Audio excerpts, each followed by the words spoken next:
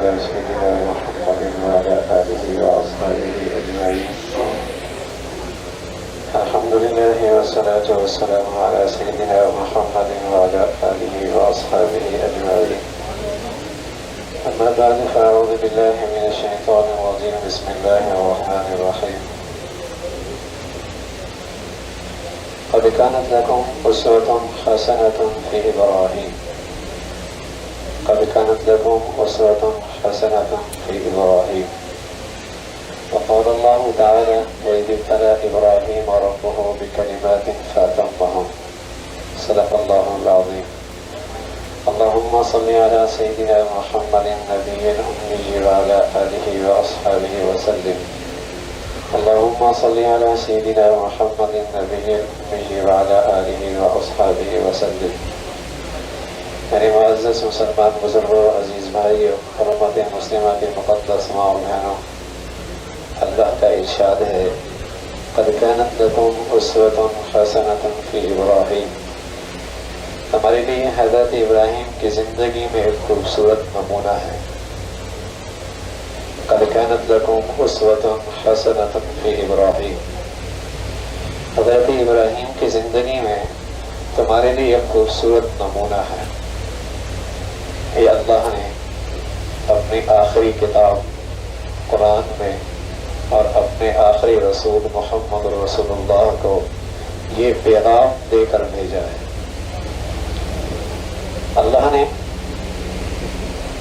یہ اپنی آخری کتاب قرآن میں اور اپنے آخری رسول محمد رسول اللہ کو یہ پیغام دے کر بھیجا ہے: قد كانت لكم أسوة حسنة في إبراهيم.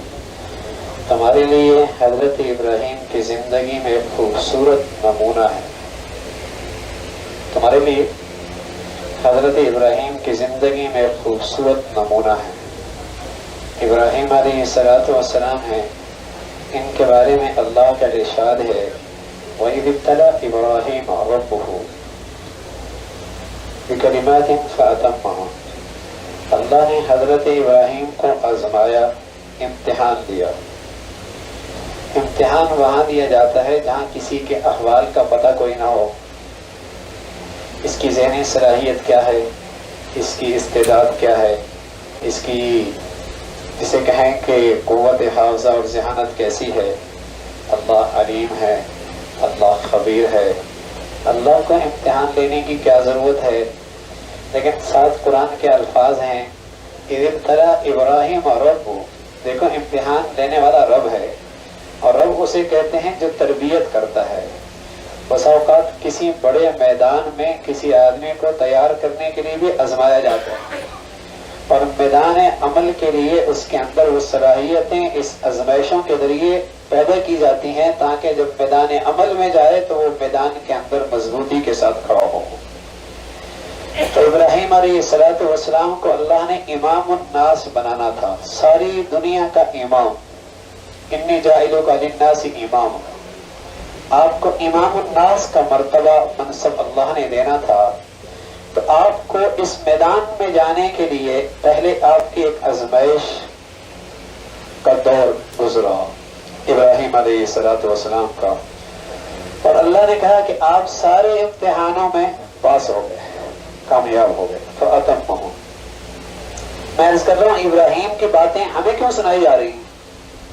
ہمیں کیوں سنائی جا رہی ہیں؟ اللہ نے کہا ہے کہ اس میں تمہارے لیے زندگی کا بہترین نمونہ ہے، اس میں تمہارے لیے بہترین سبق ہے. ابراہیم علیہ السلام نے ایسی ماحول میں آنکھ کھولی ہے جہاں کفر اور شرک کی ظلمت اور اندھیرے موجود تھے. ایسے ماحول میں آپ نے آنکھ کھولی، یہاں تک کہ آپ کے اپنے والد بت بنایا کرتے تھے، منڈی میں بیچا کرتے تھے، مجاور تھے، بت فروش تھے، بت فروش. ابراہیم علیہ السلام نے ایسی فضا میں آنکھ کھولی. قرآن نے ان کے بارے میں بتایا: اِنَّا بُرَآءُ مِنْكُمْ وَمِمَّا تَعْبُدُونَ مِن دُونِ اللَّهِ. ابراہیم علیہ السلام نے فرمایا: میں تم سے بھی بری، تمہارے معبودوں سے بھی بری، میرا اس سے کوئی تعلق نہیں. اس وقت کا بادشاہ نمرود تھا. جب پوری قوم کے مخالف سمت پر حضرت ابراہیم علیہ السلام نے ایک راستے کا انتخاب کیا. پوری قوم ایک طرف، وقت کا بادشاہ ایک طرف نمرود، اور ابراہیم علیہ السلام ایک الگ راستے پر. سبحان اللہ. ابراہیم اللہ کے خلیل ہیں. بس اوقات اللہ کی چاہت کچھ اور ہوتی ہے، برادری اور سوسائٹی کی چاہت کچھ اور ہوتی ہے. میرے لیے تو یہ قربان کرنا بھی مشکل ہو جاتا ہے. میرے لیے تو بس اوقات یہ قربان کر دینا بھی مشکل ہوتا ہے. ساری قوم ایک طرف ہے، وقت کا بادشاہ نمرود ایک طرف ہے، ابراہیم علیہ السلام ایک طرف ہے. قرآن کہتا ہے ابراہیم علیہ السلام نے فرمایا اِنَّا بُرَاءُ مِنْكُمْ وَمِمَّا تَعْبُدُونَ مِن دُونِ اللَّهِ كَفَرْنَا بِكُمْ وَبَدَا بَيْنَنَا وَبَيْنَكُمُ الْعَدَاوَةُ. میں سب سے بیزار ہوں. میں اپنے اللہ کی مان کے چلوں گا، اس کی چاہت پوری کروں گا. بس کہاں قوم کو برداشت تھا، کہاں وقت کے اس حکمران کو برداشت تھا. آگ جلائی گئی. قرآن کہتا ہے آگ جلائی گئی، اور آگ کا علاوہ ایسا جلا کہ اوپر سے پرندہ بھی اگر جاتا تو جھلس کے اندر گرتا. حضرت ابراہیم علیہ السلام کے لیے امتحان کھڑا ہوا. آگ میں کودنا ہے یا اپنا راستہ بدلنا ہے؟ آگ کے اندر آنا ہے یا اپنا راستہ بدلنا ہے؟ ابراہیم علیہ السلام کا یہ امتحان ہے. فرمایا اللہ اگر تیری رضا اس میں ہے تو ابراہیم آگ میں جانے کے لیے بھی تیار ہے. اپنے آپ کو پیش کر رہا ہے. آگ میں جانے کے لیے، اللہ کی خاطر جانے کے لیے تیار ہیں. ادھر اللہ نے کہا ابراہیم کا امتحان پورا ہو گیا. آگ بھی تو اللہ کی مخلوق ہے بھائی. آگ بھی تو اللہ کی مخلوق ہے. چاہے تو موت کے نقشوں سے زندگی دے دے، اور چاہے تو زندگی کے نقشوں میں موت رکھ دے.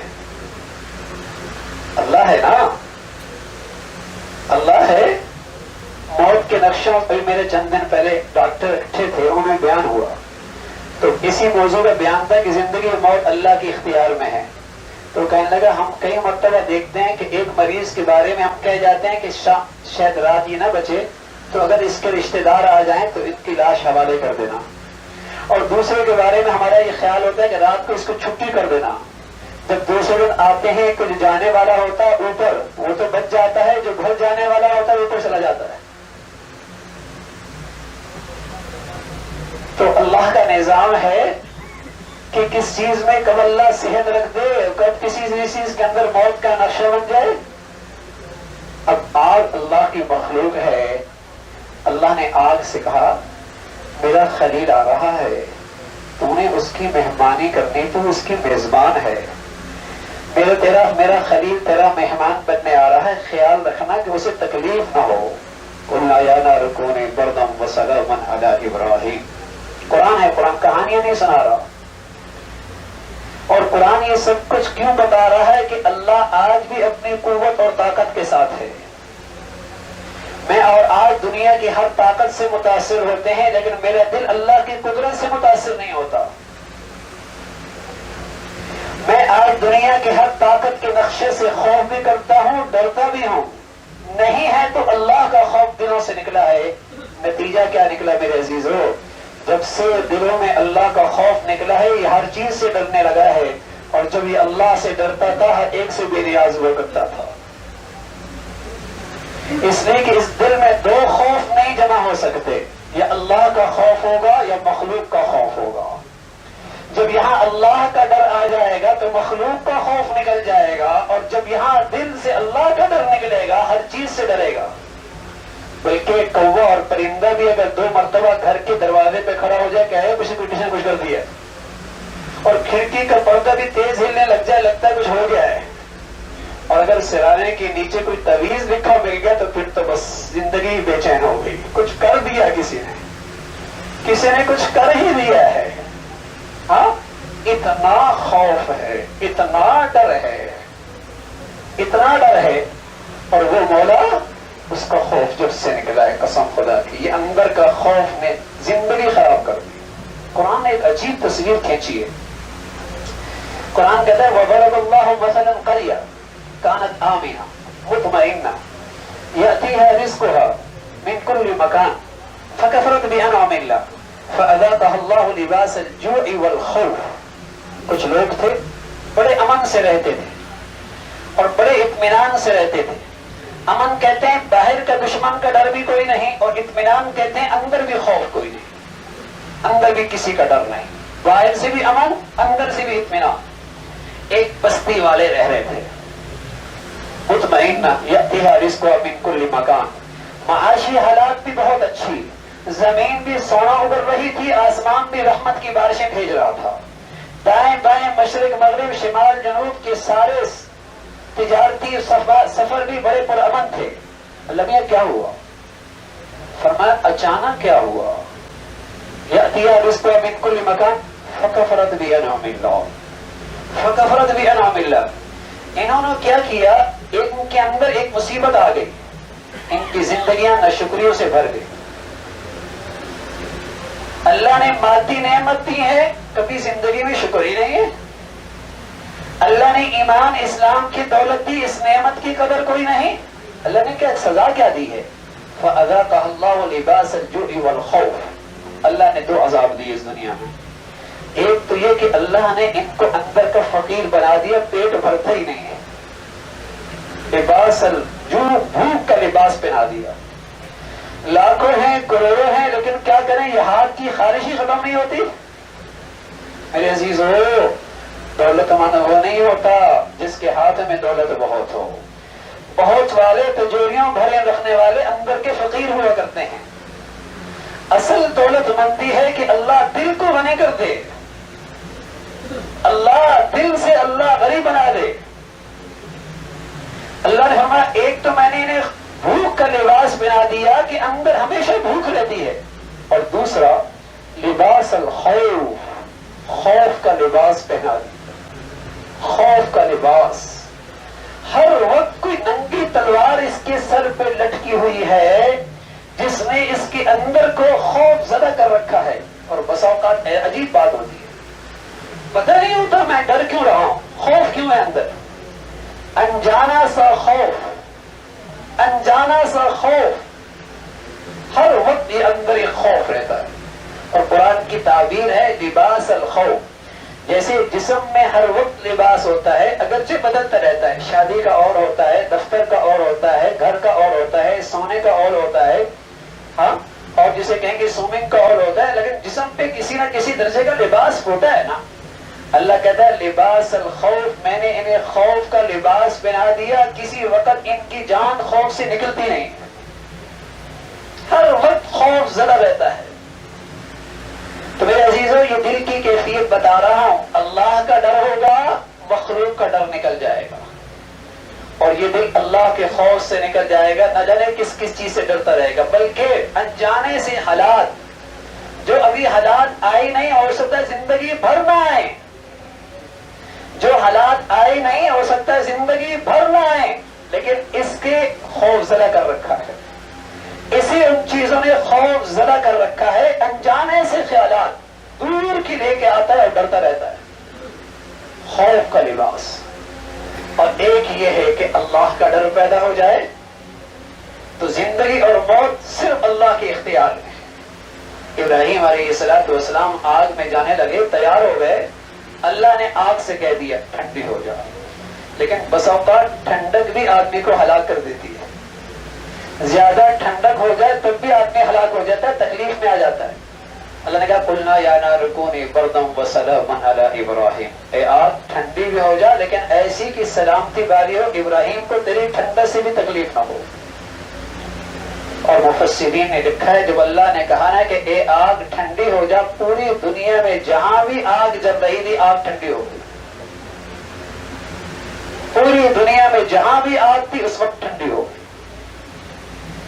تو میرے عزیزو, آگ میں تپش اللہ رکھتا ہے, آگ میں تپش اللہ رکھتا ہے.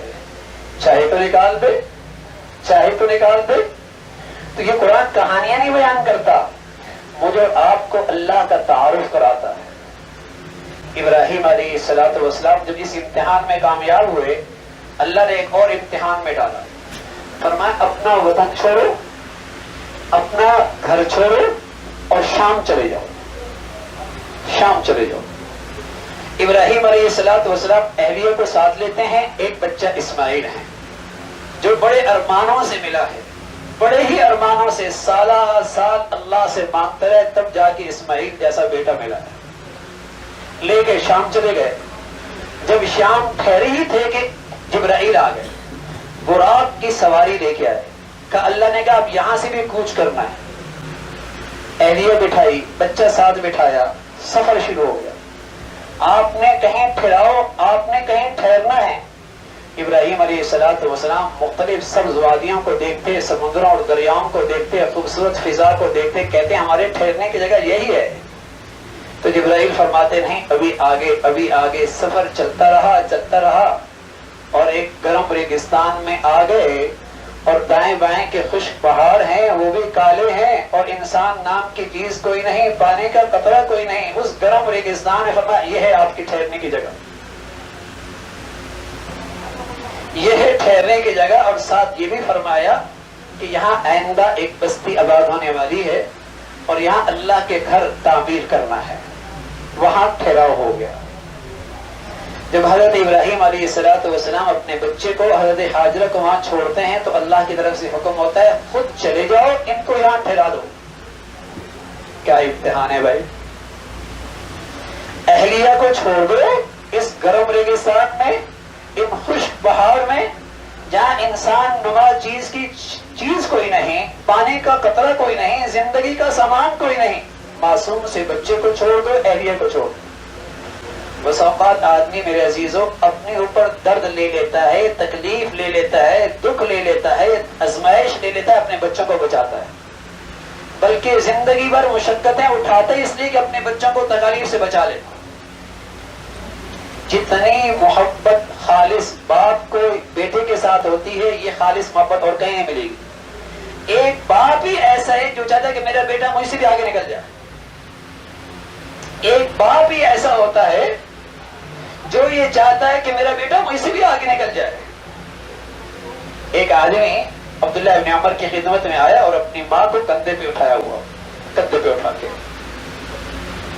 کہنے لگا عبداللہ میں نے اپنی اماں کو بیت اللہ کا طواف کرایا ہے، اور گرمی دیکھ رہے ہو، اور آگ کی گرمی اور زمین کے یہ تپش، اور بیت اللہ کے اطراف میں چھوٹے چھوٹے سنگریزے ہوا کرتے تھے، جو میرے پاؤں بھی چھننے ہو گیا، اور ماں کو میں نے کندھے پہ طواف کروایا ہے، پوچھنا یہ ماں کی خدمت کا حق ادا کر دیا؟ عبداللہ کہنے لگے بیٹے ساری زندگی بھی یہ خدمت کرتا رہتا، جب تیری ماں نے تجھے جنا تھا اور جو درد اٹھایا تھا، ایک درد کا بدلہ ساری زندگی کی خدمت نہیں ہو سکتی۔ عبداللہ کی خدمت میں ایک نوجوان آیا، کہا میرے ابا اور اماں زندگی کے ایک بڑے موسم بسترے پہ پڑے رہے، کھلایا میں نے، پلایا میں نے، پہنایا میں نے، سلایا میں نے، گندگی میں نے اٹھائی ہے۔ میرے باپ چلے گئے، والدہ کی خدمت کی سعادت اب بھی میرے سپرد ہے، پوچھنا یہ ہے کیا میں نے اپنے ماں باپ کی خدمت کا حق ادا کر دیا؟ عبداللہ کہنے لگے بیٹے یہ سب کچھ تیرے اماں ابا بھی کر رہے تھے بچپن میں، تیری بیماری ان کی بیماری ہو جاتی تھی، تیری تکلیف ان کی تکلیف، تیرا درد ان کا درد بن جایا کرتا تھا، اور تیری راتوں کا اٹھنا ان کی نیندیں اڑ جایا کرتی تھی۔ تو بھی یہ کر رہا ہے، بچپن میں انہوں نے بھی تیرے ساتھ یہی کیا، لیکن فرق ہے تیرے لبوں پہ دعا ہے اللہ ماں کو جلدی اٹھا دے، ان کے لبوں پہ دعا تھی اللہ اس بچے کی عمر کو دراز کر دے۔ اللہ نے جب اپنا حق بتایا تو ایک جملہ کہا، صرف ایک جملہ، کیا کہا؟ اللہ تعبدوا الا ایہ۔ اور جب بات اماں ابا کی آئی، کہا وبالوالدین احسانا اما یبلغن عندک الکبر احدهما او کلاهما فلا تقل لهما اف ولا تنهرهما وقل لهما قولا کریما واخفض لهما۔ کئی سارے جملے کہہ دیے، یوں کندھا جھکانا، یوں زبان میں لہجے میں نرمی لے آنا، یوں خدمت کرنا، ماں باپ کا یوں خیال رکھنا، آخر کا یہ سب کچھ بھی کر لے، ماں باپ کی خدمت کا حق ادا نہیں ہو سکتا۔ اللہ کے سامنے جھولی پھیلا، مولا سے کہے رب ارحمہما کما ربیانی صغیرا، اللہ جیسے بچپن میں انہوں نے مجھ پہ شفقت کی تو ان کے بڑھاپے پہ رحم فرما دے۔ میں عرض کر رہا ہوں میرے عزیزو، ابراہیم علیہ السلام سے کہا جا رہا بچے کو چھوڑ دو، اس کی اپنی اہلیہ کو چھوڑ دو، اپنا درد برداشت ہوتا ہے، بچوں کا درد برداشت نہیں ہوتا۔ کیا امتحان ہے! اپنی تکلیف برداشت ہو جاتی، بچوں کی تکلیف نہیں دیکھی جا سکتی۔ اپنا دکھ درد آدمی کندھوں پہ لے لیتا ہے، بچوں کا دکھ درد برداشت نہیں ہوتا. بہت بڑی آزمائش ہے، بچے کو چھوڑ دو، اہلیہ کو چھوڑ دو. ابراہیم علیہ السلام جب جانے لگے تو اہلیہ کھڑی ہو گئی، ہاجرہ کھڑی ہو گئی. کہنے لگی ابراہیم کس کے سہارے چھوڑ کے جا رہے ہو؟ مشکیزہ ہے، اس میں پانی کتنا ہے، کب تک چلے گا؟ اور یہ چھوٹا سا چمڑے کا تھیلا ہے، اس میں تھوڑی سی کھجوریں ہیں، کب تک گزارا ہوگا؟ کس کے سہارے پہ چھوڑ کے جا رہے ہو؟ اللہ کی شان. ابراہیم علیہ السلام کچھ بولے نہیں. پھر وہ خاتون پوچھتی ہے، پھر کچھ نہیں بولا. پھر وہ خاتون پوچھتی ہے، تیسری مرتبہ وہ خاتون کہتی ہے اللہ امرنی، اللہ امرنی، کیا آپ کو اللہ نے حکم دیا ہے؟ اللہ امرنی، کیا آپ کو اللہ نے حکم دیا ہے؟ ابراہیم علیہ السلام ہاں میں سر ہلاتے ہیں. تو خاتون کیا کہتی ہے؟ خاتون کیا کہتی؟ کیا اس پر اللہ کی ذات پر ایمان تھا؟ اور کیا اس کے دل میں اللہ کے حکم کی عظمت اور اہمیت تھی؟ کیا اسے اللہ کی ذات پہ یقین تھا؟ کہنے لگی اذن لا یضیعنی، اذن لا یضیعنی، اگر اللہ کا حکم پورا کر رہے ہو تو وہ اللہ میں ضائع نہیں کرے گا. کہنا آسان ہے میرے عزیزو. شوہر جا رہا ہے، مشکیزے میں تھوڑا سا پانی ہے، کھجور کے چند دانے موجود ہیں، اور وہاں ایسی وادی میں جہاں ریگستان ہے، خشک پہاڑ ہے، پانی نام کی چیز کوئی نہیں، دور دور تک انسان نام کی چیز کوئی نہیں. کہنے لگے اذن لا یضیعنی، اگر بات اللہ کی خوشی کی ہے تو وہ اللہ ہمیں ضائع نہیں کرے گا. وہ اللہ ہمیں ضائع نہیں کرے گا. کیا اللہ کی ذات پہ بھروسہ ہے؟ کیا اللہ کے حکم کی عظمت اور اہمیت ہے؟ ابراہیم علیہ السلام وہاں سے ہٹتے ہیں، بچے اور اہلیہ کی نظروں سے اوجھل ہوتے ہیں، دعا کرتے بیت اللہ کی طرف، اللہ کی طرف ہاتھ اٹھاتے ہیں اور دعا کرتے ہیں. کہتے ہیں رب اجعل هذا البلد آمنا وبني، رب اجعل هذا البلد آمنا واجنبني وبني ان نعبد الاصنام. اے اللہ اس شہر کو آباد فرما، اسے امن والا بنا، مجھے اور میرے بچوں کو شرک اور شرک کی گندگی سے محفوظ فرما. دعا کرتے ربنا انی اسکنت من ذریتی بواد غیر ذی زرع عند بیتک المحرم ربنا لیقیموا الصلاة فاجعل افئدة من الناس تهوی الیہم وارزقهم من الثمرات لعلهم یشکرون. ابراہیم علیہ السلام اللہ کے سامنے ہاتھ پھیلا کر کہنے لگے اے اللہ میں نے اپنے بچوں کو یہاں آباد کیا ہے، یہ وادی ہے جہاں زراعت کھیتی دام کی چیز کوئی نہیں، لیکن اس امید سے کہ تیرا گھر بننے والا ہے، اس امید سے کہ تیرے گھر کے پڑوسی رہیں گے، تیرے گھر کے پڑوسی رہیں گے. اور ربنا لیقیموا الصلاۃ، تاکہ اے اللہ میری اولاد نمازی بن جائے، تاکہ اے اللہ میرے بچوں میں اللہ کی بندگی آ جائے، اس لیے یہاں میں نے آباد کر کے جا رہا ہوں اس امید سے.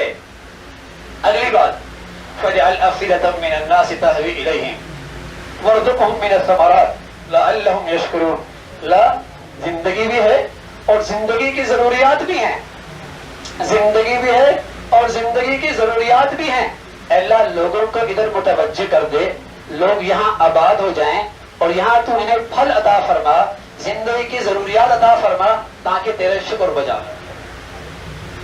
یہ دعا ہمیں سبق دے رہی ہے اولاد کے لیے سعادت مند باپ، اولاد کے لیے سعادت مند باپ جہاں دنیا کی فکر کرتا ہے اس سے پہلے آخرت کی فکر کرتا ہے، جیسے ان کی مادی ضروریات کی فکر کرتا ہے اس سے پہلے ان کی ایمانی زندگی کی فکر کرتا ہے، جہاں ان کی دنیا کی ضروریات کا خیال رکھتا ہے اس سے پہلے اللہ کی بندگی پر اپنے بچوں کو کھڑا کرتا ہے. یہی سعادت مند باپ ہے جو اپنے اولاد کے لیے سب سے پہلے اللہ کی بندگی مانگتا ہے، اللہ کی بندگی مانگتا ہے، پھر دنیا کی ضروریات کا بھی خیال رکھتا ہے. ابراہیم علیہ السلام یہاں سے دعا کر کے چلتی شام کی طرف. اہلیہ اب پانی نے کتنے دن چلنا تھا، کھجور نے کتنے دن کام آنا تھا، کھجور بھی ختم ہو گئی، پانی بھی ختم ہو گیا. اب بچہ پیاس سے بلبلاتا ہے، اب یہ معصوم سا بچہ پیاس میں بلبلاتا ہے. یہ مائی ہاجرہ ہے، ایک پہاڑی پہ چڑھتی ہیں، دیکھتی ہیں کہیں دور سے کوئی قافلہ نظر آئے اور اس کے بعد کوئی پانی کی بوند ہے، اس سے کچھ لے لوں۔ جب پہاڑی سے کچھ نظر نہیں آتا تو دوسری پہاڑی پہ جانے کے لیے درمیان کی اس وادی میں دوڑتی ہیں اور جا کر دوسری پہاڑی پہ کھڑی ہوتی ہیں، بچے کو بھی دیکھتی ہیں اور اطراف میں کسی قافلے کو بھی دیکھتی ہیں، وہاں سے نظر نہیں آتا، پھر دوڑتی ہیں اس وادی سے اور پھر اس پہاڑ پہ آتی ہیں، پھر دوڑتی ہیں، پھر دوڑتی ہیں، پھر آتی ہیں، 7 چکر لگاتی ہیں صفا اور مروہ پر، صفا اور مروہ کے درمیان 7 چکر لگاتے ہیں۔ اللہ نے اس عورت کی یادگار کو اتنا قبول فرمایا کسی حاجی کا حج نہیں قبول ہوگا جب تک کہ یہ یادگار زندہ نہیں کرے گی، جب تک صحیح نہیں ہوگی حج کوئی نہیں ہوگا، جب تک صحیح نہیں ہوگی عمرہ کوئی نہیں ہوگا۔ یہ خاتون صفا مروہ ان پہاڑیوں پہ دوڑتی ہیں درمیان میں وادی سے اور پہاڑوں پہ پہنچتی ہیں، 7 چکر لگا کر ایک عورت ذات ہے، دوڑ دوڑ کے اس کا کیا حال ہوا ہوگا، دوڑ دوڑ کے اس کا کیا حال ہوا ہوگا، لیکن بچے کی وہ تڑپ اور بچے کی بے چینی اس عورت کے اندر ایک گرمی پیدا کر دی تھی نا۔ جب مایوسی کے ساتھ بچی کی طرف آنے لگی، اللہ نے جبرائیل کو بول دیا، جاؤ جاؤ اسماعیل کے قدموں کے پاس پر مارو اور وہاں سے چشمہ جاری ہو جائے۔ پر مارتے ہیں، وہاں سے چشمہ جاری ہو جاتا ہے۔ تو یہ مائی حاجرہ آتی ہیں، کہتے ہیں رک جا زمزم زمزم رک جا، اور سبحان اللہ ابراہیم کے قربانی اور حضرت حاجرہ کا وہ اللہ کی ذات پہ یقین، پھر ایسا چشمہ جاری ہوا کہ اطراف عالم کا مسلمان پانی بھر بھر کے لے کے جاتا ہے، اس چشمے کے پانی میں کمی کوئی نہیں آتی، اور روئے زمین پر اس سے بڑھیا پانی کوئی نہیں ہے، جس میں دوا بھی ہے، غذا بھی ہے، شفا بھی ہے، دوا بھی ہے، غذا بھی ہے، شفا بھی ہے۔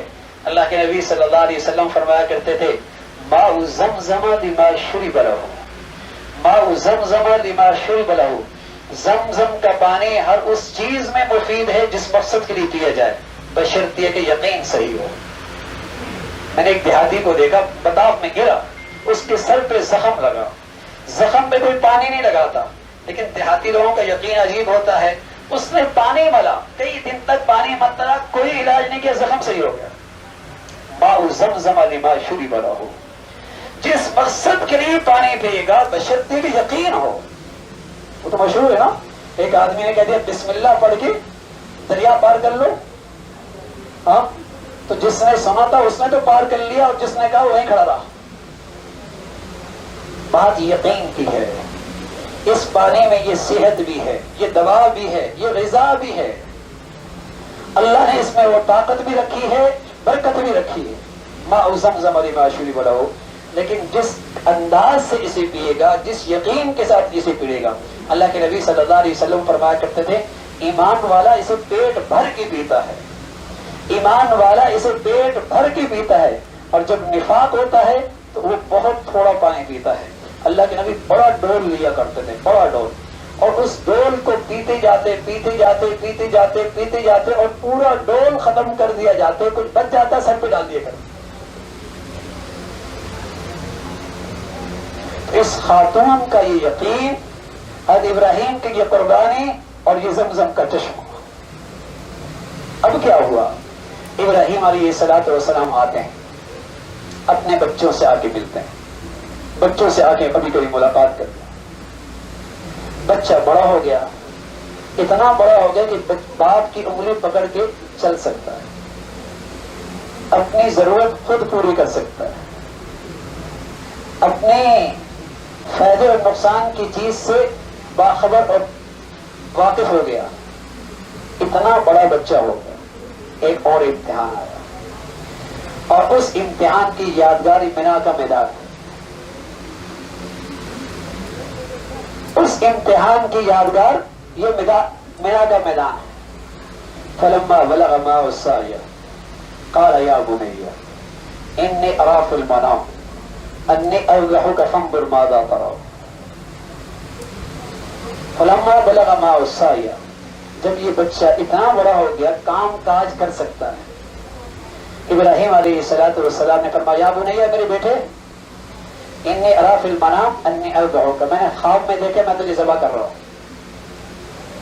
نبی کی خواب سچی ہوتی ہے، نبی کا خواب اللہ کا پیغام ہوا کرتا ہے، نبی کی خواب اللہ کا حکم ہوا کرتا ہے۔ کہنے لگے یا بنیا اے بیٹے انی ارا فی المنام انی اذبحک، میں نے خواب میں دیکھا ہے میں تجھے ذبح کر رہا ہوں۔ فانظر ماذا ترى، بیٹے تیری کیا رائے ہے؟ یہ اللہ کی طرف سے حکم آتا ہے۔ بچے کے گردن پہ چھری چلانا مشکل ہے، اپنے گردن پہ چھری چلانا بچے کے مقابلے میں آسان ہے۔ ابراہیم علیہ السلام کو اللہ کا یہ حکم ملتا ہے، پیچھے مڑ کے نہیں پوچھتے اللہ اس کی پیچھے لوجک کیا ہے، فلسفہ کیا ہے۔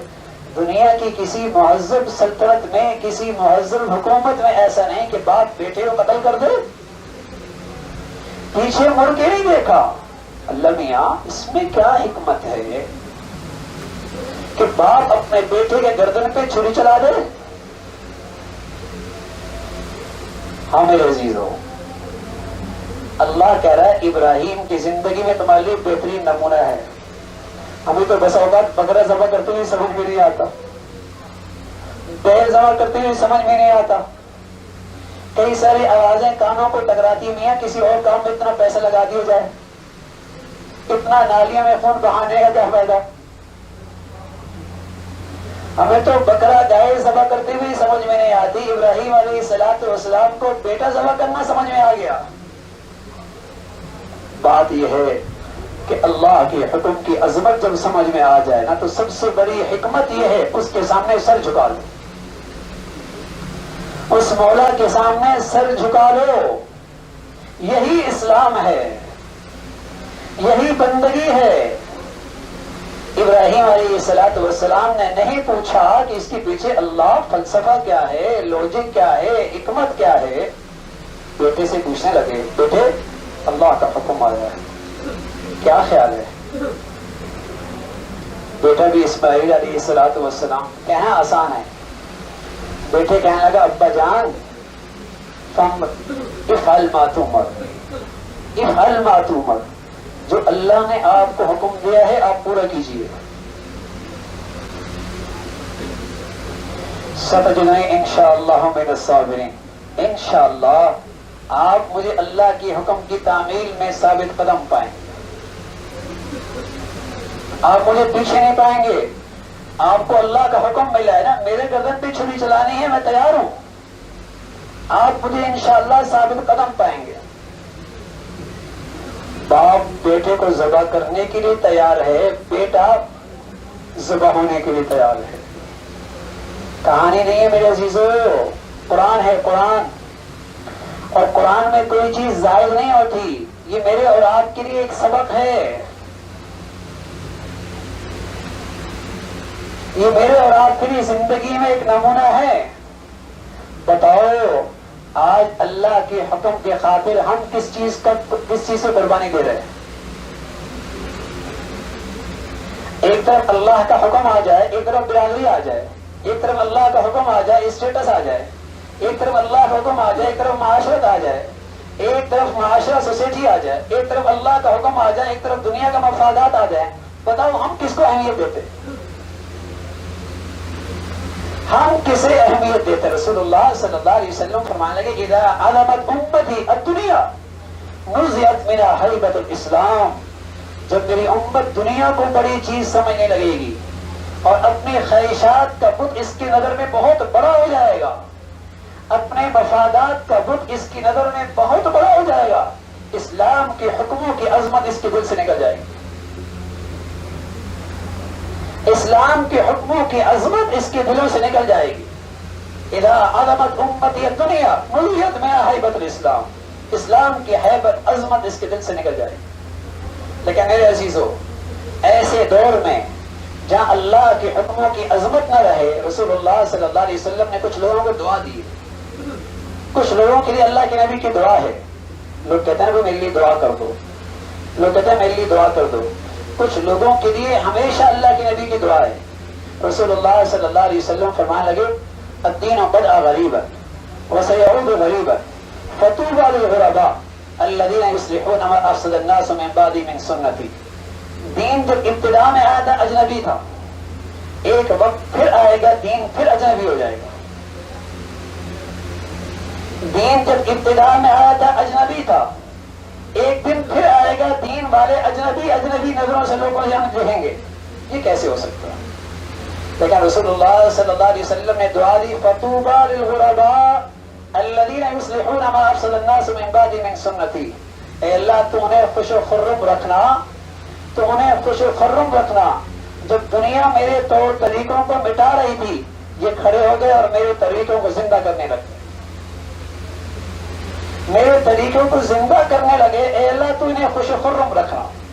بلکہ اللہ کے نبی صلی اللہ علیہ وسلم فرمانے لگے کوئی میرا ایسا حکم جو میرے معاشرے سے مٹ گیا ہو اور کوئی آدمی آ کر اس کو زندہ کر دے، اسے 100 شہیدوں کا ثواب ملے گا. یہ 100 شہیدوں کا ثواب کیوں ملا؟ اس لیے کہ جیسے اسے تیر لگے اور اسے زخم لگے اور اس پر جسے کہیں کہ نشتر چلائے گئے، ایسی جب یہ شخص اس مردہ سنت کو زندہ کرے گا اور معاشرے کے اندر اللہ کا وہ حکم زندہ کرے گا، لوگ طنز بھی دیں گے، تنقید بھی کریں گے، اعتراض بھی کریں گے، اور یہ سب کو تیروں کو برداشت کرے گا. اللہ اس کی قدردانی بھی ویسی کرے گا، اللہ اسے انعام بھی ویسے دیں گے. تو ابراہیم علیہ السلام کو اللہ نے یہ حکم دیا کہ اپنے بیٹے کو ذبح کر دو. بیٹے نے کہا اللہ ابا جان آپ مجھے ثابت قدم پائیں گے. اور علماء نے لکھا ہے کہ بیٹے کو جو پوچھ رہے اس لیے نہیں پوچھ رہے کہ اگر بیٹا انکار کر دے گا تو اللہ کے حکم کی تعمیل نہیں ہوگی، اس لیے نہیں کہ اگر بیٹا انکار کر دے گا تو اللہ کے حکم کی تعمیل نہیں ہوگی، اس لیے پوچھ رہے کہ دیکھنا چاہ رہے تھے کہ میری تربیت کا اثر کتنا ہے، میرے خون کا اثر کتنا ہے، میرے لقمہ حلال کا اثر کتنا ہے، میری توجہ کا اس پر اثر کتنا ہے، یہ دیکھنا چاہ رہے تھے. اور میرے عزیزو، اولاد کی تعمیر اور تربیت میں سب سے مؤثر چیز وہ لقمہ حلال ہے. اولاد میں فساد کا سب سے بڑا ذریعہ لقمہ حرام ہے. اولاد کی تربیت اور تعمیر میں سب سے مؤثر چیز لقمہ حلال ہے. اور اولاد کی تخریب میں اور بگاڑ میں سب سے خطرناک چیز لقمہ حرام ہے. لقمہ حرام سب سے زیادہ موذی چیز ہے اولاد کی. خود ابراہیم علیہ السلام اپنے بچے سے پوچھ رہے کہ تم بتاؤ بیٹا ذبح ہونے کے لیے تیار. اب حضرت ابراہیم علیہ السلام ان کے اپنی اہلیہ سے کہنے لگے ایسے کرو ابراہیم کو اچھے کپڑے پہنا دو، خوشبو لگا دو، اسماعیل کو اچھے کپڑے پہنا دو، خوشبو لگا دو. اور انگلی پکڑ کر مینا کی طرف چل دیے، انگلی پکڑ کر مینا کی طرف چلے. ایک جگہ انسان نما شیطان آیا اور اس نے ورغلایا پتا ہے تیرا ابا تجھے کہاں لے کے جا رہا، پتا ہے تیرا ابا تجھے کہاں لے کے جا رہا، تجھے ذبح کرنے لے کے جا رہا ہے. اب اسماعیل ابا سے کہنے لگے ابا یہ کیا کہہ رہا ہے؟ تو ایک کنکری ماری، دوسری کنکری ماری، تیسری کنکری ماری، چوتھی ماری، 7 کنکریاں مار گئے، نشان بن گیا شیطان. یہ جماعت وہی ہے، یہ اسی یادگار کو ہم زندہ کرتے ہیں کہ اللہ کے حکم کی تعمیل میں رکاوٹ بنتا ہے، اسی نفرت کا اظہار ہے یہ. پھر آگے جاتے ہیں، پھر وہ انسان شیطان خیر خائی کے انداز میں کھڑا ہوتا ہے، پھر ورغلاتا ہے، پھر آپ کنکریاں مارتے ہیں، پھر تیسری جگہ پھر ورغلاتا ہے، آپ پھر کنکریاں مارتے ہیں. تو یہ تینوں جماعت یہ اس کی یادگار ہے مینا کے اندر کہ ہم بھی یہاں کنکریاں ماریں گے اور اس نفرت کا اظہار کریں گے اور دعا پڑھیں گے بسم اللہ اللہ اکبر رجما للشیطان ورضا للرحمن. اے اللہ تو سب سے بڑا ہے، شیطان مردود ہو جائے، اے اللہ تو راضی ہو جائے. یہ اس کا اظہار کرتے ہوئے کنکریاں ماریں گے. تو ابراہیم علیہ السلام جب اس بچے کو لے کر ذبح کرنے کے لیے آئے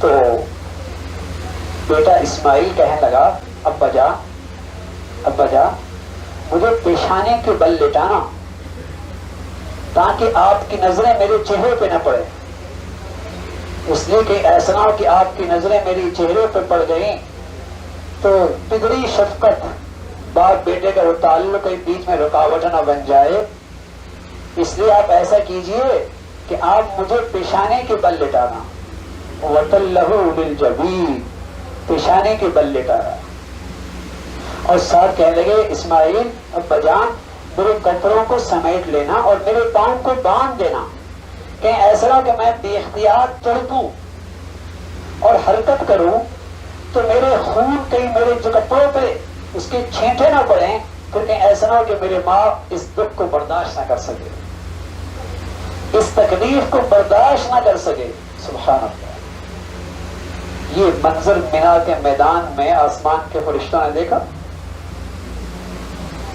باپ ابراہیم ہے اور بیٹا اسماعیل ہے، اور یہاں اللہ کی خاطر قربانی دی جا رہی ہے۔ یہ کیا پیغام ہے بھائی، یہ کیا پیغام ہے، یہ کیا پیغام ہے؟ اللہ کا حکم، اللہ کا حکم ہر محبت سے بالا تر ہے، اللہ کا حکم ہر تعلق سے برتر ہے، اللہ کا حکم ہر مفاد سے بالا تر ہے، اللہ کا حکم ہر خواہش ہر جذبے سے بالا تر ہے، اللہ کا حکم دنیا کی ہر چیز سے بالا تر ہے۔ بیٹے سے زیادہ محبت کس سے ہوتی ہے؟ یہ میدان عرب، یہ مینا کی وادی کیا سبق دے رہی ہے؟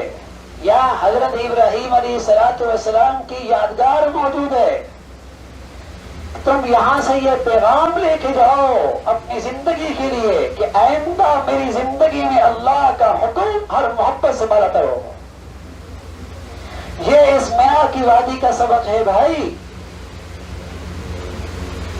یہ سبق یہاں سے لے کے جانا ہے کہ اب آج کے بعد میری زندگی میں اس وادی میں آیا ہوں، حضرت ابراہیم کی یادگار میں نے زندہ کی ہے، اور میں طے کر رہا ہوں کہ اللہ کا حکم زندگی کے ہر شعبے میں ہر چیز سے بالا تر ہے۔ یہ مینا کی وادی کا حق ہے، یہ مینا کی وادی کی حاضری ہے۔ اب آئندہ ہر محبت سے بالا تر، ہر مفاد سے بالا تر، ہر ایک سے بالا تر اللہ کا حکم ہے، اور اللہ اللہ ہے، اللہ اللہ ہے۔ ابراہیم علیہ السلام نے جب اللہ کا حکم ہر چیز سے بالا تر کیا، آج دنیا میں ابراہیم امام الناس ہیں، امام الناس ہیں، صرف مسلمان نہیں، یہودی عیسائی ساری دنیا کا انسان آپ کو امام مانتا ہے، آپ کو امام مانتا ہے۔ عیسائی بھی آپ کی طرف نسبت کرتے ہیں، یہودی بھی آپ کی طرف نسبت کرتے ہیں، اور سبحان اللہ مسلمانوں کا تو ویسی وہ جد امجد ہے۔ تو جب اللہ کا حکم سب سے بالا تر کیا، اللہ نے پھر عزت بھی ایسی دی ہے، اور رسول اللہ صلی اللہ علیہ وسلم نے فرمایا من کان للہ کان اللہ لہ، من کان للہ کان اللہ لہ، جو اللہ کا ہو جاتا ہے پھر اللہ اس کا ہو جاتا ہے، جو اللہ کے خاطر سب کچھ قربان کرتا ہے۔ حضرت عبداللہ بن ذوالبجادین ایک صحابی ہے، حضور کی خدمت میں آئے، نوجوان تھے، بالکل نوجوان، حضور علیہ السلام سے یا رسول اللہ مجھے کلمہ پڑھا دیجیے۔ آپ نے کلمہ پڑھایا، لیکن جس ماحول میں وہ نوجوان رہتا تھا وہ ماحول ان کے لیے سازگار نہیں تھا۔ آپ نے فرمایا بیٹے میں کلمہ پڑھا رہا ہوں لیکن اس کا تذکرہ نہیں کرنا کسی کے سامنے، یار یہ نوجوان ہے، حالات کا مقابلہ نہیں کر سکے گا، برداشت نہیں کر سکے گا تکلیف، تو بیٹے تذکرہ نہیں کرنا۔ یہ عبداللہ ذوالبجادین گھر گیا، چچا کی زیر تربیت تھا، ماں زندہ تھی، باپ کا انتقال ہو چلا تھا۔ چند دن ہوئے، چچا نے دیکھا بھتیجا کچھ بدلا بدلا سا نظر آ رہا ہے۔ میرے عزیزوں خوشبو پردوں میں بھی چھپائے، خالص ہو تو آ جایا کرتی ہے نا، خالص ہو تو آ جایا کرتی ہے۔ ایک ہوتا ہے ایمان کی حقیقت، اور ایک ہوتا ہے ایمان کی صورت. اگر شیر کا بچہ ہو اور اس کی صرف صورت ہو، ایک معصوم بچہ بھی ٹھوکر سے اسے گرا دے گا، اور ایک شیر کی حقیقت ہو وہ دھاڑے گا تو جگہ بنا لے گا. دو سامنے سیب رکھے ہیں، دونوں سیب لگ رہے ہیں، لیکن ایک پلاسٹک کا ہے اور ایک حقیقی سیب ہے. جو حقیقی سیب کے اندر توانائی ہے، جو ذائقہ ہے، جو خوشبو ہے، جو کشش ہے، وہ پلاسٹک کے سیب میں نہیں ہے. لیکن دور سے دونوں سیب نظر آ رہے.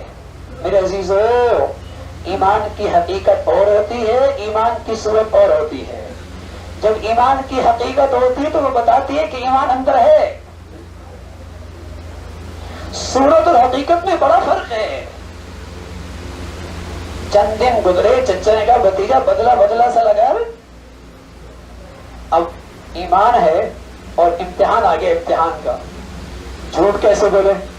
اس لیے میرے نبی نے فرمایا کہ مسلمان فطرتی کمزوری کی وجہ سے بزدل بھی ہو سکتا ہے، مال سے فطرتی محبت کی وجہ سے بخیل بھی ہو سکتا ہے، مسلمان جھوٹا نہیں ہو سکتا.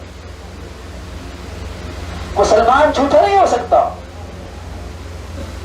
یہ فطرتی کمزوری کی وجہ سے بخیل بھی ہو سکتا ہے، بزدل بھی ہو سکتا ہے، جھوٹا نہیں ہو سکتا. بہت بڑا امتحان. چچا نے پوچھ لیا بیٹھے وہ جو نیا آدمی مدینہ میں آیا کہیں تم وہاں تو نہیں چلے گئے؟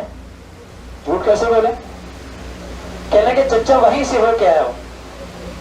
چچا کہنا کہ بچی تھے پتا ہے اس کی کتنی قیمت چکانی ہوگی، گھر سے نکال دوں گا، بغیر کپڑوں کے باہر پھینک دوں گا، زندگی کی سارے مفادات سے دستبردار ہونا پڑے گا.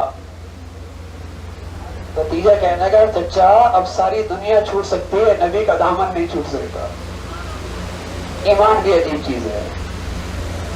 اللہ یہ حقیقت کے ساتھ نصیب فرما دے تو پھر اللہ کے حکموں کی عظمت وہ ہے کہ پہاڑ بھی ٹل جایا کرتے ہیں. کہ چچا ساری دنیا چھوٹ سکتی ہے، اب ایمان نہیں چھوٹ سکتا. چچا نے وہ کیا، بغیر لباس کے باہر دھکا دے دیا. ماں آخر مامتتی دوسرے دروازے سے آئی، اپنے اوڑھنی بچے کو دے دی. اس نے اس کے دو ٹکڑے کیے، ایک کندھے پہ ڈالا، ایک سے سطح ڈھانپ دی. دو چادریں ہو گئی. اس صحابی کا لقب پڑ گیا عبداللہ ذو البجادین، دو چادروں والا صحابی. دو چادروں والا صحابی. اس حال میں حضور علیہ الصلوۃ والسلام کی خدمت میں آیا. حضور چہرے دیکھ کر مسکرانے لگ گئے. صحابہ فرمانے لگے یوں لگا حضور کے چہرے کی مسکراہٹ جیسے چودھری کا چاند چمک رہا. عبداللہ نے اپنی بیٹی کہانی سنائی. اللہ کے نبی نے فرمایا بیٹے آج ہم تمہارے سب کو تھے، دوست بھی ہیں، بھائی بھی ہیں، چچا بھی ہیں، اب تم ہمارے ہم تمہارے. اللہ کی شان. سفر میں ساتھ تھے. عبداللہ کو بخار ہوا، آپ نے گود میں لے لیا، گود میں سر رکھا ہوا، اور اسی حال میں عبداللہ کی روح پرواز کر گئی. کیسے نصیب جاگے ہیں. اب جو روح پرواز کر گئی تو اللہ کے نبی صلی اللہ علیہ وسلم فرمانے لگے عبداللہ کے سب سے قریبی ہم ہیں، غسل ہم دیں گے، کفن ہم پہنائیں گے. اور اللہ کے نبی صلی اللہ علیہ وسلم خود قبر میں اترے، اور قبر میں اترنے کے بعد اللہ کے نبی ان کو اپنے ہاتھوں میں لیا اور زمین پہ رکھنے لگے. عبداللہ ابن مسعود. اور ایک روایت میں آتا ہے حضرت عمر رضی اللہ تعالیٰ فرمانے لگے کسی جانے والے پر اتنا رش کبھی نہیں آیا جتنا اس پہ رش کا آیا. اور آج ہماری آرزو و حسرت تھی کاش کہ حضور کے ہاتھوں میں ہماری لاش ہوتی. میرے عزیزو، کوئی اللہ کے لیے کچھ چھوڑ کے دیکھے تو صحیح، پھر دیکھے اللہ کیا دیتا ہے. کوئی اللہ کے لیے کچھ قربان کر کے تو دیکھے، پھر دیکھے اللہ کیا دیتا ہے.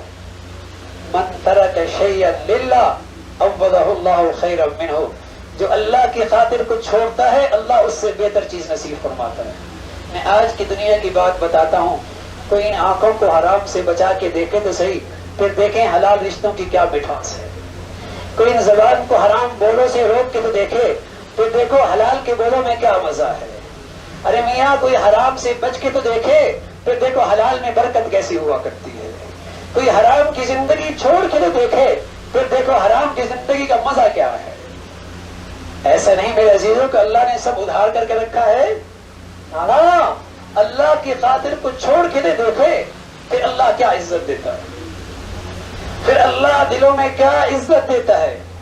من کان للہ کان اللہ لہ.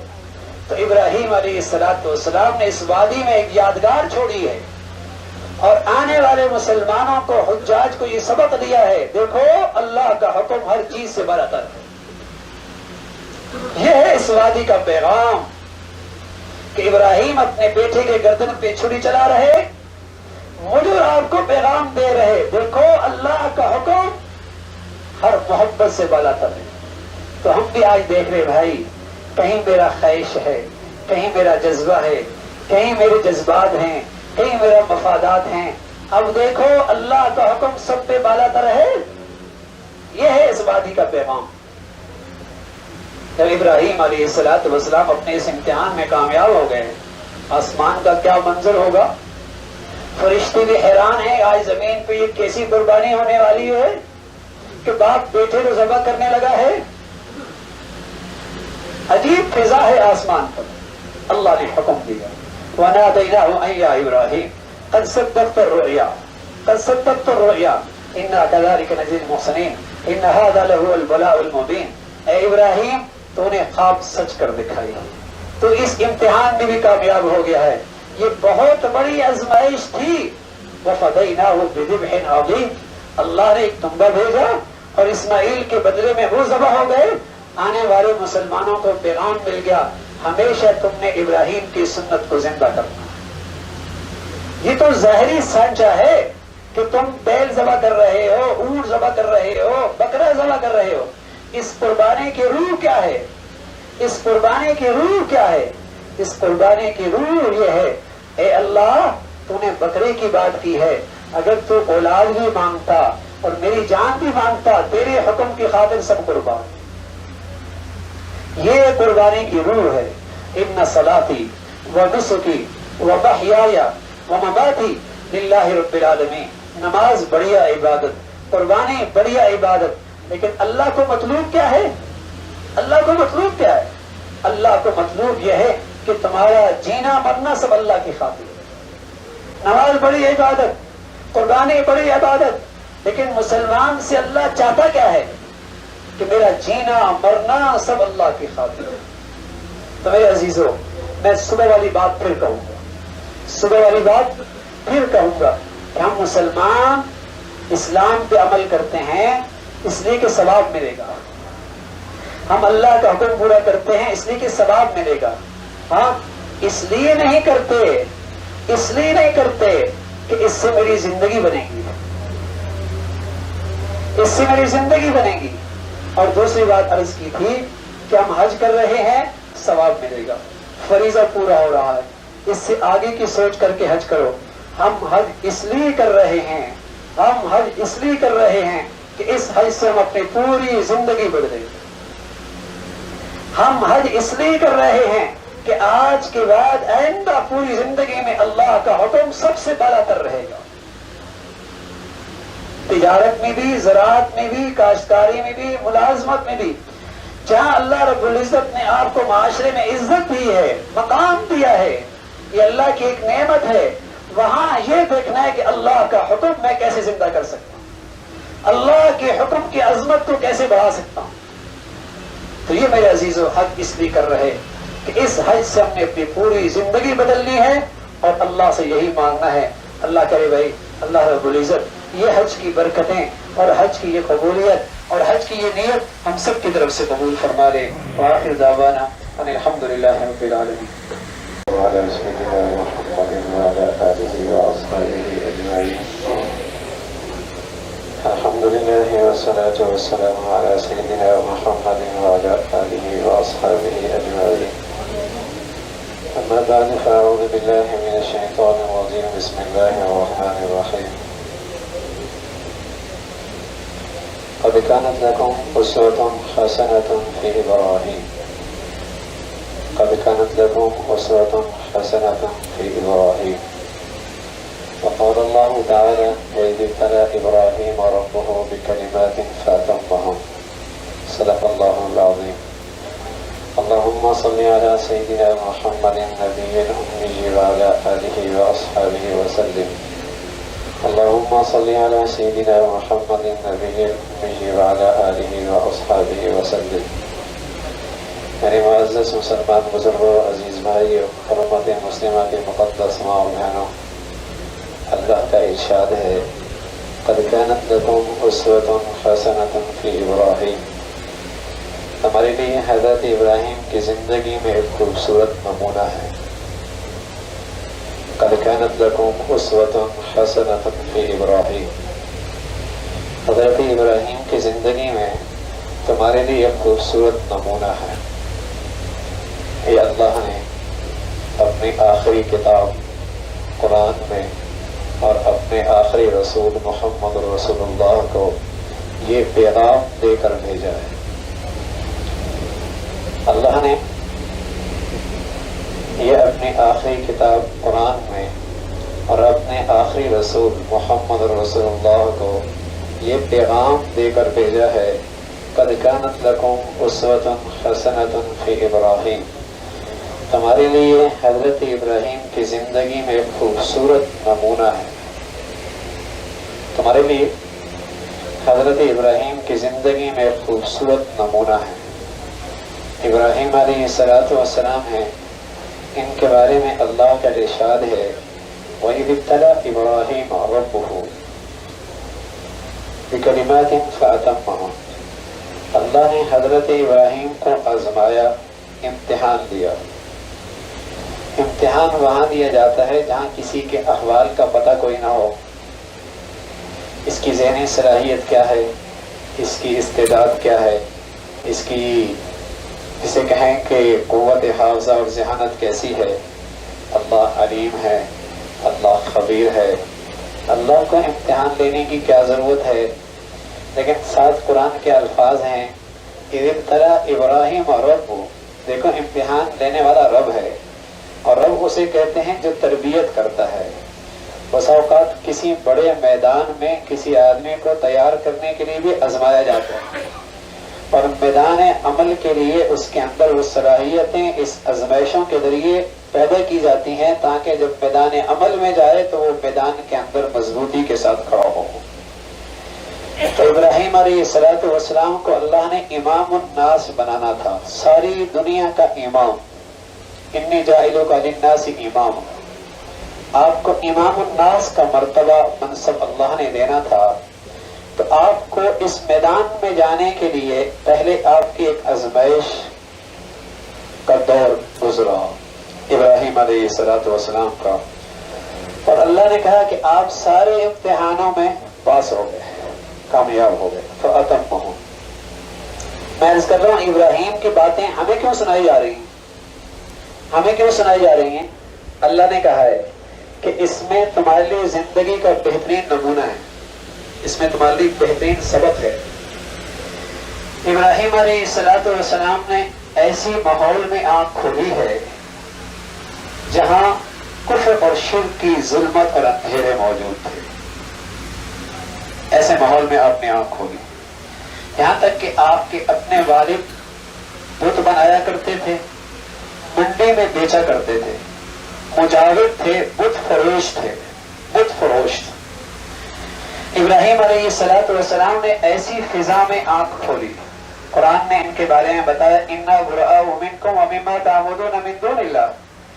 ابراہیم علیہ السلام نے فرمایا میں تم سے بھی بری، تمہارے معبودوں سے بھی بری، میرا اس سے کوئی تعلق نہیں۔ اس وقت کا بادشاہ نمرود تھا، نمرود تھا۔ جب پوری قوم کے مخالف سمت پر حضرت ابراہیم علیہ السلام نے ایک راستے کا انتخاب کیا، پوری قوم ایک طرف، وقت کا بادشاہ ایک طرف نمرود، اور ابراہیم علیہ السلام ایک الگ راستے پر۔ سبحان اللہ، ابراہیم اللہ کے خلیل ہیں۔ بس اوقات اللہ کی چاہت کچھ اور ہوتی ہے، برادری اور سوسائٹی کی چاہت کچھ اور ہوتی ہے، میرے لیے تو یہ قربان کرنا بھی مشکل ہو جاتا ہے، میرے لیے تو بس اوقات یہ قربان کر دینا بھی مشکل ہوتا ہے۔ ساری قوم ایک طرف ہے، وقت کا بادشاہ نمرود ایک طرف ہے، ابراہیم علیہ السلام ایک طرف ہے۔ قرآن کہتا ہے ابراہیم علیہ السلام نے فرمایا اِنَّا بُرَآءُ مِنْكُمْ وَمِمَّا تَعْبُدُونَ مِن دُونِ اللَّهِ كَفَرْنَا بِكُمْ وَبَدَا بَيْنَنَا وَبَيْنَكُمُ الْعَدَاوَةُ، میں سب سے بیزار ہوں، میں اپنے اللہ کی مان کے چلوں گا، اس کی چاہت پوری کروں گا۔ بس کہاں قوم کو برداشت تھا، کہاں وقت کے اس حکمران کو برداشت تھا، آگ جلائی گئی، کہتا ہے آگ جلائی گئی اور آگ کا علاوہ ایسا جلا کہ اوپر سے پرندہ بھی اگر جاتا تو جھلس کے اندر گرتا. حضرت ابراہیم علیہ السلام کے لیے امتحان کھڑا ہوا، آگ میں کودنا ہے یا اپنا راستہ بدلنا ہے؟ آگ کے اندر آنا ہے یا اپنا راستہ بدلنا ہے؟ ابراہیم علیہ السلام کا یہ امتحان ہے. فرمایا اللہ اگر تیری رضا اس میں ہے تو ابراہیم آگ میں جانے کے لیے بھی تیار ہے، اپنے آپ کو پیش کر رہا ہے. آگ میں جانے کے لیے اللہ کی خاطر جانے کے لیے تیار ہیں. ادھر اللہ نے کہا ابراہیم کا امتحان پورا ہو گیا. آگ بھی تو اللہ کی مخلوق ہے بھائی، آگ بھی تو اللہ کی مخلوق ہے. چاہے تو موت کے نقشوں سے زندگی دے دے اور چاہے تو زندگی کے نقشوں میں موت رکھ دے. اللہ ہے نا، اللہ ہے. موت کے نقشوں پہ میرے چند دن پہلے ڈاکٹر اکٹھے تھے، انہیں بیان ہوا تو اسی موضوع کا بیان تھا کہ زندگی اور موت اللہ کے اختیار میں ہے.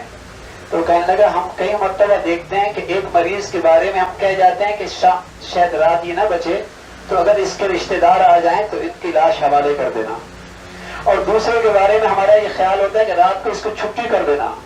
جب دوسرے دن آتے ہیں کہ جو جانے والا ہوتا ہے اوپر وہ تو بچ جاتا ہے، جو گھر جانے والا ہوتا ہے اوپر چلا جاتا ہے. تو اللہ کا نظام ہے کہ کس چیز میں کب اللہ صحت رکھ دے، کب کسی چیز کے اندر موت کا نقشہ بن جائے. اب آگ اللہ کی مخلوق ہے. اللہ نے آگ سے کہا میرا خلیل آ رہا ہے، تو نے اس کی مہمانی کرنی، تو اس کی میزبان ہے. میرا خلیل تیرا مہمان بننے آ رہا ہے، خیال رکھنا کہ اسے تکلیف نہ ہو. قُلْنَا يَا نَارُ كُونِي بَرْدًا وَسَلَامًا عَلَىٰ إِبْرَاهِيمَ. قرآن ہے، قرآن کہانیاں نہیں سنا رہا. اور قرآن یہ سب کچھ کیوں بتا رہا ہے کہ اللہ آج بھی اپنی قوت اور طاقت کے ساتھ ہے. میں اور آج دنیا کی ہر طاقت سے متاثر ہوتے ہیں لیکن میرا دل اللہ کی قدرت سے متاثر نہیں ہوتا. میں آج دنیا کی ہر طاقت کے نقشے سے خوف بھی کرتا ہوں، ڈرتا بھی ہوں. نہیں ہے تو اللہ کا خوف دلوں سے نکلا ہے. نتیجہ کیا نکلا میرے عزیزو؟ جب سے دلوں میں اللہ کا خوف نکلا ہے یہ ہر چیز سے ڈرنے لگا ہے، اور جب یہ اللہ سے ڈرتا تھا ہر ایک سے بے نیاز ہوا کرتا تھا. اس لیے کہ اس دل میں دو خوف نہیں جمع ہو سکتے، یا اللہ کا خوف ہوگا یا مخلوق کا خوف ہوگا. جب یہاں اللہ کا ڈر آ جائے گا تو مخلوق کا خوف نکل جائے گا، اور جب یہاں دل سے اللہ کا ڈر نکلے گا ہر چیز سے ڈرے گا. بلکہ کوا اور پرندہ بھی اگر 2 مرتبہ گھر کے دروازے پہ کھڑا ہو جائے کہ کسی کچھ کر دیا، اور کھڑکی کا پردہ بھی تیز ہلنے لگ جائے لگتا ہے کچھ ہو گیا ہے، اور اگر سرانے کے نیچے کوئی تعویذ لکھا مل گیا تو پھر تو بس زندگی بے چین ہو گئی. کچھ کر دیا کسی نے کچھ کر ہی دیا ہے. ہاں اتنا خوف ہے، اتنا ڈر ہے، اتنا ڈر ہے. اور وہ مولا اس کا خوف جب سے نکلا ہے قسم خدا کی یہ اندر کا خوف نے زندگی خراب کر دی. قرآن نے ایک عجیب تصویر کھینچی ہے. قرآن کہتا ہے وَضَرَبَ اللَّهُ مَثَلًا قَرْيَةً كَانَتْ آمِنَةً مُطْمَئِنَّةً يَأْتِيهَا رِزْقُهَا مِنْ كُلِّ مَكَانٍ فَكَفَرَتْ بِأَنْعُمِ اللَّهِ فَأَذَاقَهَا اللَّهُ لِبَاسَ الْجُوعِ وَالْخَوْفِ. کچھ لوگ تھے بڑے امن سے رہتے تھے اور بڑے اطمینان سے رہتے تھے. امن کہتے ہیں باہر کا دشمن کا ڈر بھی کوئی نہیں، اور اطمینان کہتے ہیں اندر بھی خوف کوئی نہیں، اندر بھی کسی کا ڈر نہیں. باہر سے بھی امن، اندر سے بھی اطمینان. ایک بستی والے رہ رہے تھے مطمئنہ یأتیہا رزقہا من کل مکان. معاشی حالات بھی بہت اچھی، زمین بھی سونا اگل رہی تھی، آسمان بھی رحمت کی بارشیں بھیج رہا تھا. دائیں بائیں مشرق مغرب شمال جنوب کے سارے تجارتی سفر بھی بڑے پرامن تھے. اللہ میاں کیا ہوا؟ فرمایا اچانک کیا ہوا؟ یأتیہا رزقہا من کل مکان فکفرت بانعم اللہ. فکفرت بانعم اللہ. انہوں نے کیا کیا؟ ان کے اندر ایک مصیبت آ گئی، ان کی زندگیاں ناشکریوں سے بھر گئی. اللہ نے مادی نعمت دی ہے، کبھی زندگی میں شکر ہی نہیں ہے. اللہ نے ایمان اسلام کی دولت دی، اس نعمت کی قدر کوئی نہیں. اللہ نے کیا سزا کیا دی ہے؟ فَأَذَاقَهَا اللَّهُ لِبَاسَ الْجُوعِ وَالْخَوْفِ، اللہ نے 2 عذاب دیے اس دنیا میں. ایک تو یہ کہ اللہ نے ان کو اندر کا فقیر بنا دیا، پیٹ بھرتا ہی نہیں ہے. لباس الجوع، بھوک کا لباس پہنا دیا. لاکھوں ہیں، کروڑوں ہیں، لیکن کیا کریں، یہ ہاتھ کی خارش ہی ختم نہیں ہوتی. میرے عزیز ہو، دولت مند وہ نہیں ہوتا جس کے ہاتھ میں دولت بہت ہو. بہت والے تجوریوں بھرے رکھنے والے اندر کے فقیر ہوا کرتے ہیں. اصل دولت مندی ہے کہ اللہ دل کو غنی کر دے، اللہ دل سے اللہ غنی بنا دے. اللہ نے فرمایا ایک تو میں نے انہیں بھوک کا لباس بنا دیا کہ اندر ہمیشہ بھوک رہتی ہے، اور دوسرا لباس الخوف، خوف کا لباس پہنا دیا. خوف کا لباس، ہر وقت کوئی ننگی تلوار اس کے سر پہ لٹکی ہوئی ہے جس نے اس کے اندر کو خوف زدہ کر رکھا ہے. اور بسا اوقات عجیب بات ہوتی ہے، پتہ نہیں ہوتا میں ڈر کیوں رہا ہوں، خوف کیوں ہے اندر. انجانا سا خوف، انجانا سا خوف، ہر وقت یہ اندر ایک خوف رہتا ہے. اور قرآن کی تعبیر ہے لباس الخوف. جیسے جسم میں ہر وقت لباس ہوتا ہے، اگرچہ بدلتا رہتا ہے، شادی کا اور ہوتا ہے، دفتر کا اور ہوتا ہے، گھر کا اور ہوتا ہے، سونے کا اور ہوتا ہے، ہاں، اور جسے کہیں گے سوئمنگ کا اور ہوتا ہے، لیکن جسم پہ کسی نہ کسی درجے کا لباس ہوتا ہے نا. اللہ کہتا ہے لباس الخوف، میں نے انہیں خوف کا لباس بنا دیا، کسی وقت ان کی جان خوف سے نکلتی نہیں، ہر وقت خوف زدہ رہتا ہے. تو میرے عزیزو، یہ دل کی کیفیت